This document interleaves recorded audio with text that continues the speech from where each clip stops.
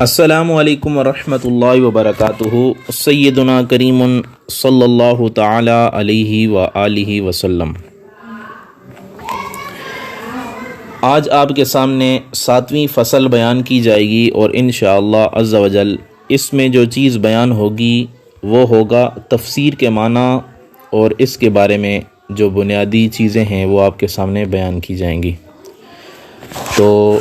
سب سے پہلے آپ یہ جان لیں کہ تفسیر کس طرح کی جاتی ہے یا تفسیر کیسے کی جاتی ہے، تو وہ اس میں امام اعظم ابو حنیفہ رحمۃ اللہ تعالی علیہ جو ہمارے سر کے تاج ہیں ان کا طریقہ کار کیا تھا، اور اس کے بعد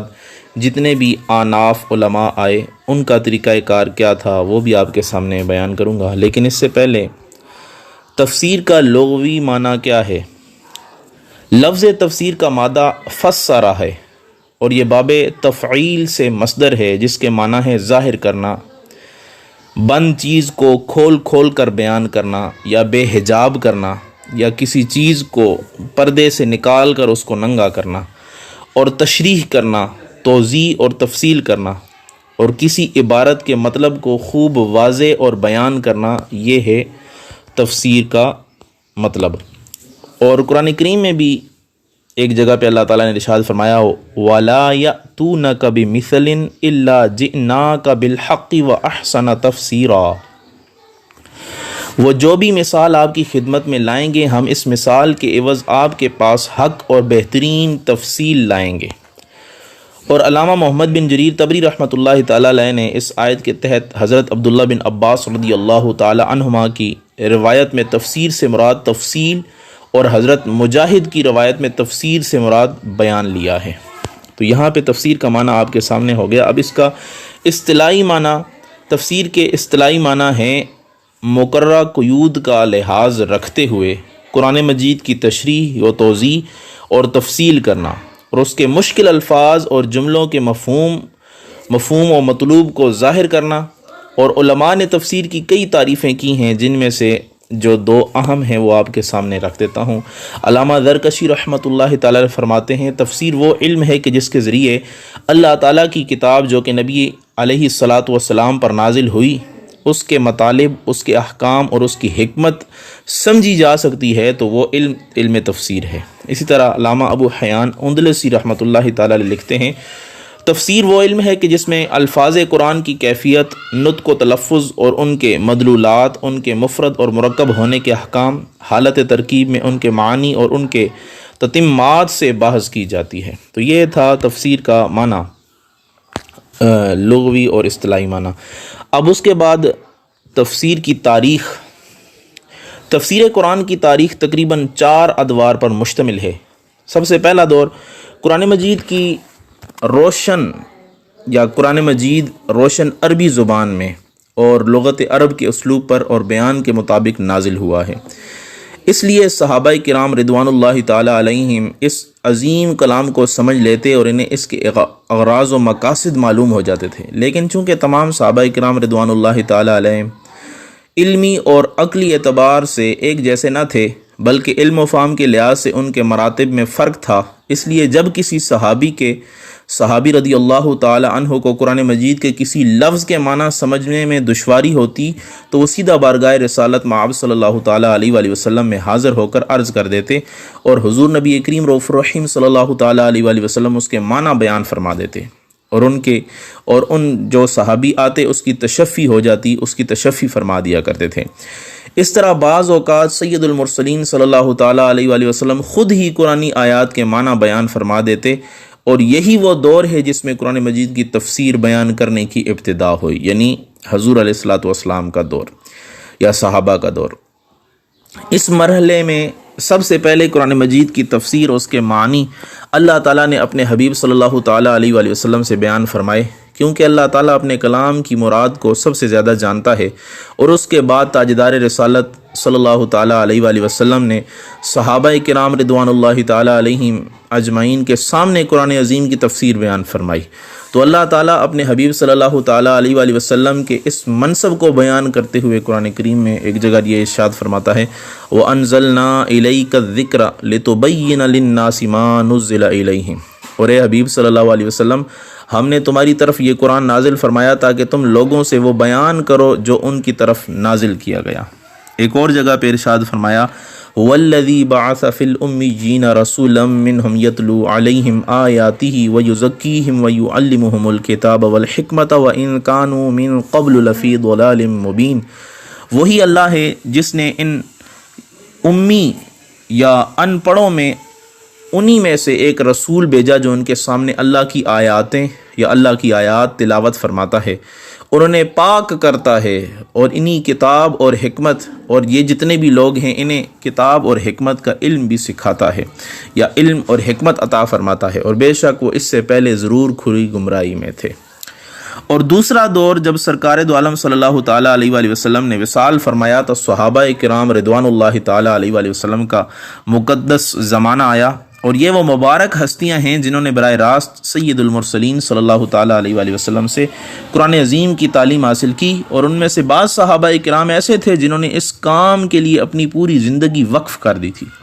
انہوں نے اہل زبان ہونے اور نزول قرآن کے ماحول سے پوری طرح واقف ہونے کے باوجود اپنی زبان دانی پر بھروسہ نہیں کیا، بلکہ رسول اللہ صلی اللہ تعالیٰ علیہ وآلہ وسلم سے قرآن مجید سیکھا اور اس کے اسرار و رموز کی معلومات حاصل کی۔ مشہور تابعی اور عالم حضرت ابو عبد الرحمن رضی اللہ تعالیٰ عنہ فرماتے ہیں صحابہ کرام میں سے جو حضرات ہمیں قرآن عظیم کی تعلیم دیا کرتے تھے انہوں نے ہمیں بتایا کہ وہ رسول اللہ صلی اللہ تعالیٰ علیہ وآلہ وسلم سے 10 آیتیں سیکھتے، وہ اس وقت تک ان سے آگے نہیں پڑھتے تھے جب تک ہم ان آیات کی تمام علمی اور عملی باتوں کا علم حاصل نہ کر لیتے، یعنی وہ آیتیں سیکھتے، اس کا معنی مفہوم جانتے، اس پر عمل کرتے، اس کے بعد اگلی 10 آیات سیکھتے۔ اسی طرح حضرت انس بن مالک رضی اللہ تعالیٰ عنہ فرماتے ہیں جب کوئی شخص نبی کریم رؤوف الرحیم صلی اللہ تعالیٰ علیہ وآلہ وسلم سے سورہ بقرہ اور سورہ آل عمران پڑھ لیتا تو وہ ہماری نظروں میں بہت قابل احترام ہو جایا کرتا تھا۔ تو اس دور میں جب لوگوں کو قرآنی آیات کے معنی سمجھنے میں کوئی مشکل نہیں ہوئی تو انہوں نے صحابہ کرام رضوان اللہ تعالیٰ علیہم کی بارگاہ میں حاضری دی اور چشمہ رسالت صلی اللہ تعالیٰ علیہ وآلہ وسلم سے فیضیاب ہونے والی ان ہستیوں سے مطالب اور معانی قرآن سیکھے۔ البتہ یہاں ایک بات یہ بھی یاد رہے کہ نہ تو نبی کریم صلی اللہ تعالیٰ علیہ وآلہ وسلم نے پورے قرآن مجید کی تفسیر بیان فرمائی، اور نہ ہی صحابہ کرام رضوان اللہ تعالیٰ علیہم نے مکمل قرآن عظیم کی تفسیر ذکر کی ہے، بلکہ ان کی تفسیر کا محور کسی لفظ کی وضاحت، لغت سے استشہاد، شان نزول کا بیان اور ناسخ منسوخ وغیرہ کا ذکر تھا۔ اور اس کی ایک بڑی وجہ یہ بھی تھی کہ وہ خود اہل زبان تھے اور لغت عرب کے اسلوب و بیان سے پوری طرح واقف تھے، اس لیے انہیں پورے قرآن کی تفسیر کی حاجت نہیں تھی، جہاں پہ حاجت ہوتی اس کی تفسیر جو ہے وہ جان لیا کرتے تھے۔ اب جو مشہور صحابہ کرام ہیں جنہیں تفسیر کا علم تھا ان کے نام حضرت سیدنا عثمان غنی رضی اللہ تعالیٰ عنہ، حضرت سیدنا علی المرتضیٰ کرم اللہ تعالیٰ وجہہ الکریم، اس کے بعد حضرت عبداللہ بن عباس، اس کے بعد حضرت عبداللہ بن مسعود، اس کے بعد حضرت ابی بن کعب، اس کے بعد حضرت زید بن ثابت رضی اللہ تعالیٰ عنہ، اس کے بعد حضرت عبداللہ بن عمر بن عاص، اس کے بعد حضرت ابو موسیٰ عشری اور حضرت ابو درداء رضی اللہ تعالیٰ عنہ، بلکہ رضوان اللہ تعالیٰ علیہم اجمعین۔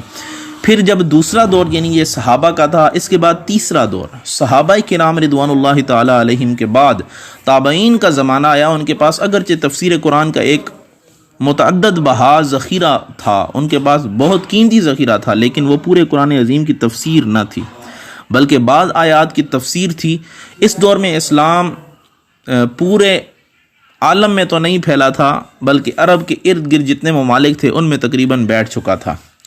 تو صحابہ کرام بھی وہاں پہ موجود تھے اور وہ مختلف شہروں میں دین اسلام کی خدمت میں مصروف تھے، اور اسی دور میں مختلف فتنے اٹھتے، لوگوں کی آراء میں اختلاف ہوتا اور فتاویٰ کی کثرت ہوتی، تو تابعین نے حدیث، فقہ اور قرآن مجید کے علوم کی تدوین کی طرف توجہ فرمائی، اور تفسیر قرآن کے سلسلے میں انہوں نے حضور نبی کریم رؤوف الرحیم صلی اللہ علیہ وسلم اور ان کے صحابہ کرام کے طریقے کی پیروی کی۔ سب سے پہلے قرآن مجید کی تفسیر قرآنی آیات سے بیان کی، پھر حضور اقدس صلی اللہ تعالیٰ علیہ وآلہ وسلم کی حدیث سے بیان کی، اور مزید یہ طریقہ اختیار کیا کہ جہاں انہیں قرآن مجید کی آیات اور نبی کریم رؤوف الرحیم صلی اللہ علیہ وسلم کی احادیث سے قرآنی آیات کی تفسیر نہ ملی، وہاں قرآن مجید کی تفسیر صحابہ کرام رضوان اللہ تعالیٰ علیہم کے آثار سے بیان کی، اور جہاں انہیں تفسیر قرآن سے متعلق صحابہ کے اقوال نہ ملے یا آثار نہ ملے، وہاں انہوں نے اجتہاد اور استنباط سے کام لیا، اور اسی دور میں کتب تفسیر کا ایک ذخیرہ معرض وجود میں آ گیا۔ بہت ساری تفسیریں، اب یہاں پہ ان سب تفسیروں کا نام لینا ممکن نہیں ہے۔ اب اس کے بعد یاد رکھیں کہ تفسیر اور تعویل کی تعریف کیا ہے۔ تو مفسرین نے تفسیر اور تعویل کی مختلف تعریفات کی ہیں۔ ان میں تفسیر کی ایک تعریف یہ ہے کہ قرآن مجید کے وہ احوال بیان کرنا جو عقل سے معلوم نہ ہو سکیں، بلکہ ان میں نقل کی ضرورت ہو، جیسے آیات کا شان نزول یا آیات کا ناسخ منسوخ ہونا، یا تعویل قرآن مجید۔ اور تعویل جو ہے، تعویل قرآن مجید کی ایک تعریف یہ ہے جو قرآن کریم کی تعویل کی جاتی ہے، ایک تو ہے تفسیر کی جاتی ہے، دوسری ہے تعویل کی جاتی ہے۔ تو تعویل قرآن کی ایک تعریف یہ ہے کہ جتنی بھی قرآنی آیات ہیں،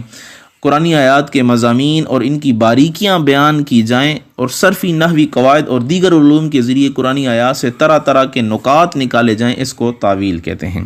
اب تفسیر اور تعویل کا شرعی حکم کیا ہے؟ تو یاد رکھیں، قرآن مجید کی تفسیر اپنی رائے سے بیان کرنا یہ حرام ہے، اور اپنے علم و معرفت سے قرآن کی جائز تعویلات بیان کرنا اہل علم کے لیے جائز اور باعث ثواب ہے۔ یعنی ایسی تعویل کرنا جو قرآن و سنت کے مخالف نہ ہو وہ جائز ہے، مخالف ہو تو وہ حرام ہے۔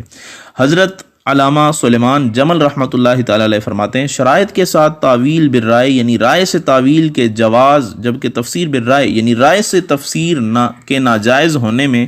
راز یہ ہے کہ تفسیر تو اللہ تعالیٰ پر گواہی دینا اور اس بات کا یقین کرنا کہ اللہ تعالیٰ نے اس کلمے کے یہی معنی مراد لیے ہیں، اور یہ بغیر بتائے جائز نہیں۔ اس لیے امام حاکم رحمۃ اللہ تعالی علیہ نے یہ فیصلہ فرما دیا یا فیصلہ کر دیا کہ صحابی کی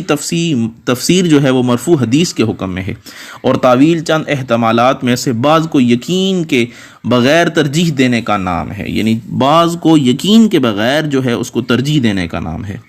اب وہ مشہور مفسرین بھی ہیں، ان کا جو ہے وہ یہاں پہ ذکر نہیں کیا جاتا، صرف تفسیر کے درجات یہاں پہ مختصراً بیان کی جاتے ہیں۔ پہلی جو تفسیر کا درجہ ہے یا تفسیر کی پہلی قسم ہے وہ ہے تفسیر القرآن بالقرآن۔ اس کا معنی یہ ہے کہ قرآن مجید کی تفسیر قرآنی آیات سے کی جائے، کیونکہ قرآن مجید میں بعض جگہ ایک حکم بیان کیا جاتا ہے، دوسری جگہ اس حکمت کی مدت اختتام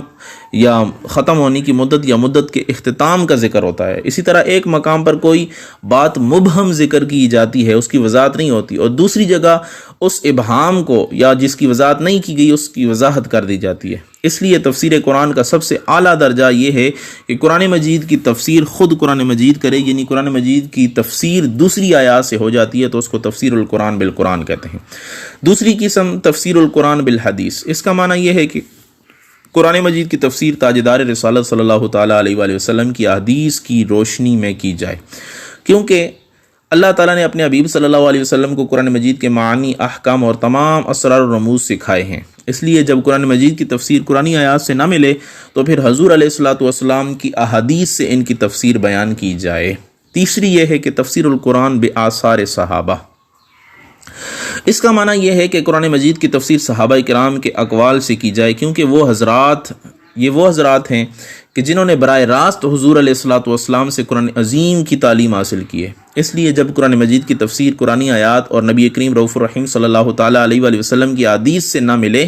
تو پھر صحابہ کرام کے اقوال کی روشنی میں آیات قرآن کی تفسیر کی جائے گی۔ اس کے بعد ہوتی ہے تفسیر القرآن بآثار تابعین۔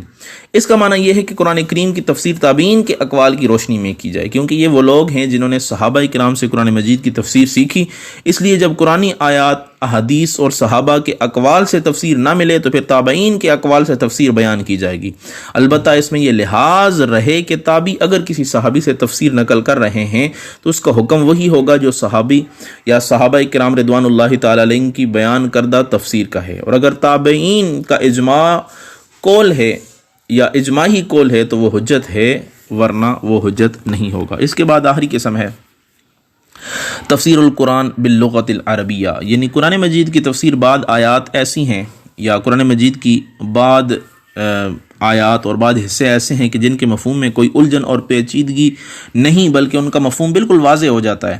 اور ایسی آیات کی تفسیر کے لیے عربی لغت اور عربی قواعد ہی کافی ہیں۔ البتہ وہ آیات کے جن کا مفہوم واضح نہیں یا جن سے فقہی احکام اخذ کیے جا رہے ہوں، تو ان آیات کی تفسیر ما قبل مذکور چاروں ماخذ جو ابھی ہم نے ذکر کیے ہیں، چاروں ماخذ سے کی جائے گی، اور ان کے بعد لغت عرب کو بھی سامنے رکھا جائے گا، کیونکہ عربی زبان میں اس قدر وسعت ہے کہ اس میں ایک لفظ کے بسا اوقات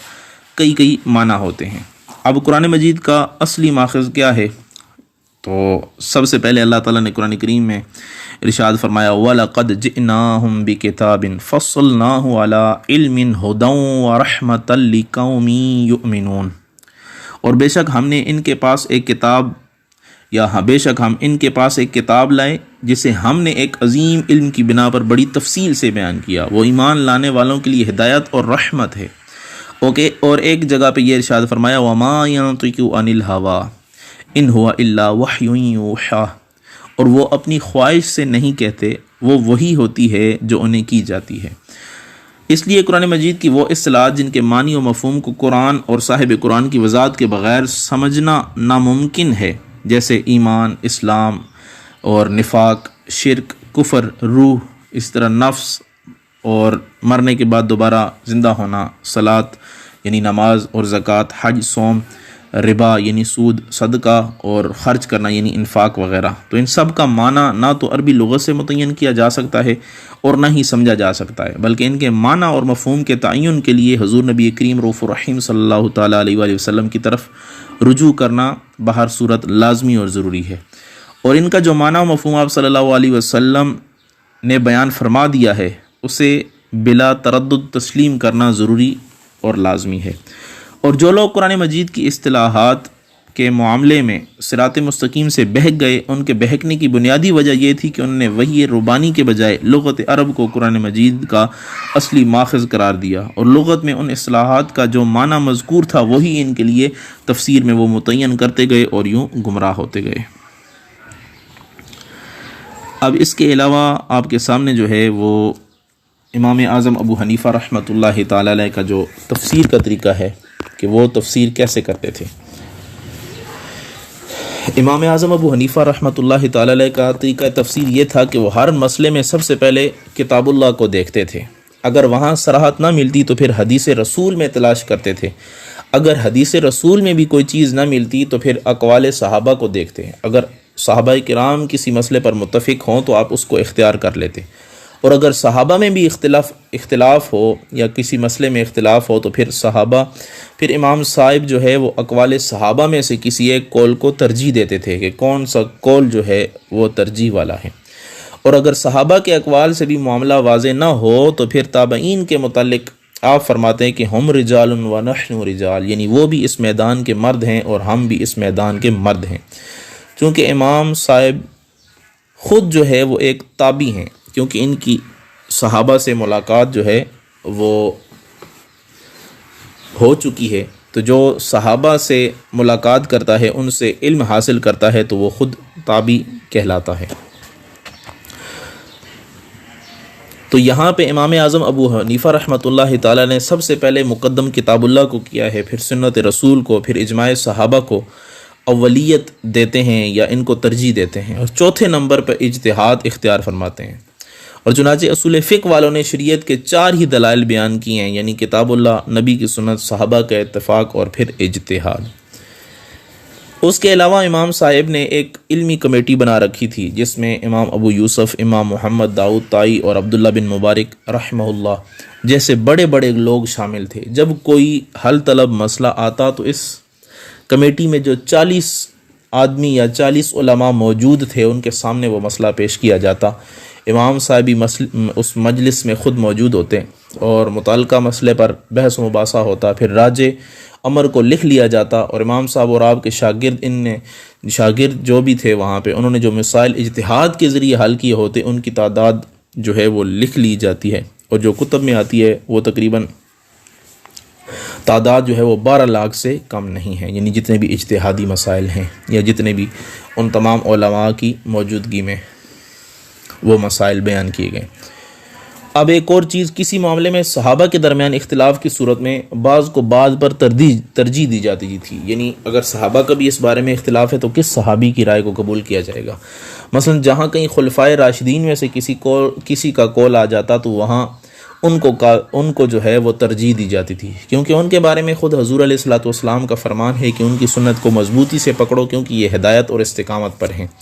تو چاروں خلفائے راشدین کے بعد حضرت عبداللہ بن مسعود رضی اللہ تعالیٰ عنہ کی بات قابل تسلیم ہوگی، کیونکہ انہوں نے قرآن پاک کا اکثر حصہ خود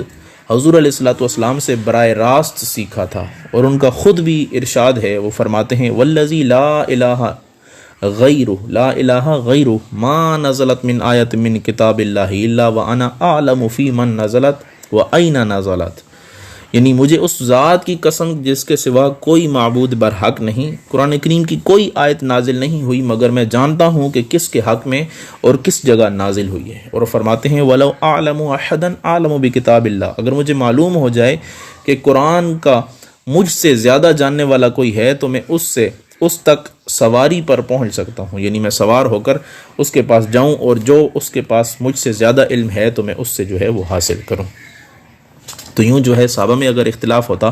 تو جو ترجیح والے صحابہ ہوتے یا جو بڑے صحابہ کبار ہوتے ان کو ترجیح دی جاتی، اگر ان میں بھی اختلاف نہ ہو یا ان سے مسئلہ نہ ملے تو پھر جو ہے حضرت عبداللہ بن مسعود رضی اللہ تعالیٰ عنہ کو ترجیح دی جاتی، پھر اگر ان سے بھی نہ ملے تو پھر حضرت عبداللہ بن عباس رضی اللہ تعالیٰ عنہ کو ترجیح دی جاتی، کیونکہ صحابہ کرام میں حضرت عبداللہ بن عباس کی شخصیت بھی بہت زیادہ مشہور تھیں، اور خود حضور علیہ الصلوۃ والسلام نے ان کے متعلق یہ دعا فرمائی تھی اللہم علمہ الکتاب اللہم فقہہ فی الدین، یعنی اللہ تعالیٰ آپ کو کتاب کا علم عطا فرمائے اور دین کی سمجھ عطا فرمائے۔ اور یہ مفسر قرآن بھی تھے، اور ایک جگہ یوں بھی ارشاد فرمایا اللہم علمہ الحکمہ، اے اللہ اس کو حکمت اور دانائی سکھا دے۔ تو یوں پتہ چلا کہ حضرت عبداللہ بن مسعود رضی اللہ تعالیٰ عنہ کے بعد جن کی تفسیر قابل قبول ہے یا جن کی تفسیر کو زیادہ ترجیح دی جاتی تھی وہ حضرت عبداللہ بن عباس رضی اللہ تعالی عنہ ہیں۔ اس کے علاوہ اور بھی بہت سارے صحابہ کرام ہیں، سب کا ذکر یہاں پہ کرنا جو ہے وہ اس گفتگو کو لمبا کرنے کے برابر ہے، تو اس وجہ سے اس گفتگو کو زیادہ لمبا نہیں کیا جاتا، یہاں پہ اس کا اختتام کیا جاتا ہے، اور اگلی کلاس میں انشاءاللہ اعوذ باللہ کے بارے اور اس کے بعد بسم اللہ اور اس کے بعد جو ہے وہ سورہ فاتحہ کا آغاز کیا جائے گا انشاءاللہ۔ السلام علیکم ورحمۃ اللہ وبرکاتہ۔